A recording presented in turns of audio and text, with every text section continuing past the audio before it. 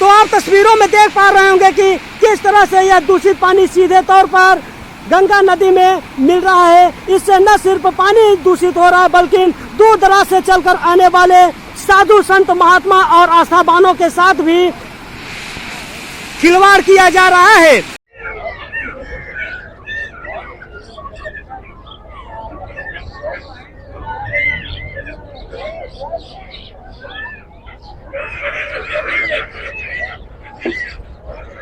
नमस्कार दोस्तों, publish live Prayagraj में आपका बहुत बहुत स्वागत है। बता दें कि आज हमारी मौजूदगी पुनः प्रयागराज के त्रिवेणी संगम तट पर है। दोस्तों, आपको बताना चाहेंगे कि इन दिनों प्रयागराज के त्रिवेणी संगम तट पर आस्थावानों की जनसैलाब देखने को मिल रहा है।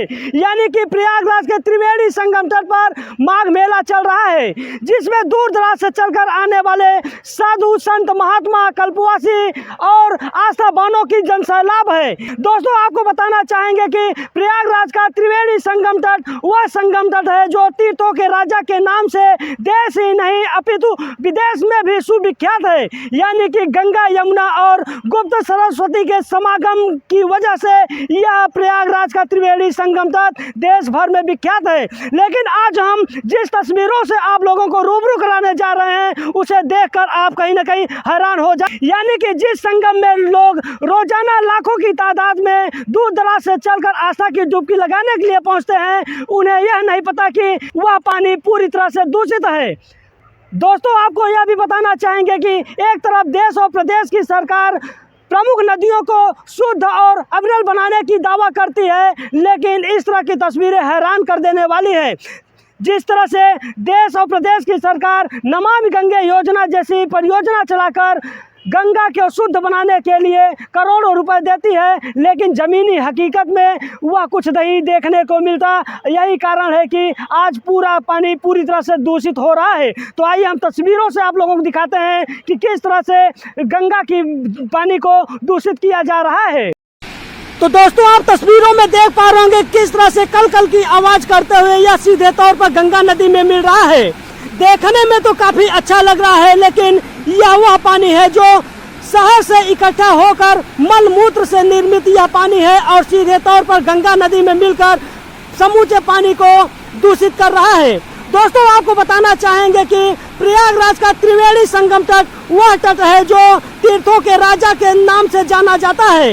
यानी कि गंगा, यमुना और गुप्त सरस्वती के तीनों नदियों के समागम से यह तट तीर्थों राजा के नाम से जाना जाता है।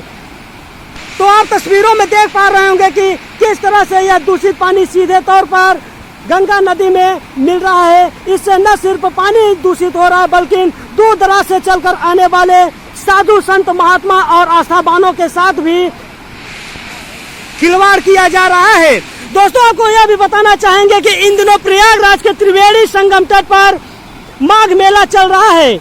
दूर दराज से चलकर आने वाले साधु संत महात्मा कल्पवासी और आस्थावानों की इन दिनों जमावड़ा लगा है, जो प्रतिदिन लाखों की संख्या में लोग यहाँ पर संगम में आस्था की डुबकी लगाते हैं। लेकिन इस तरह की तस्वीरें हैरान कर देने वाली है। अगर इस तरह की तस्वीरें उन आस्थावानों को देखने को मिले तो शायद वह लोग कभी इस गंगा में आस्था की डुबकी नहीं लगाएंगे।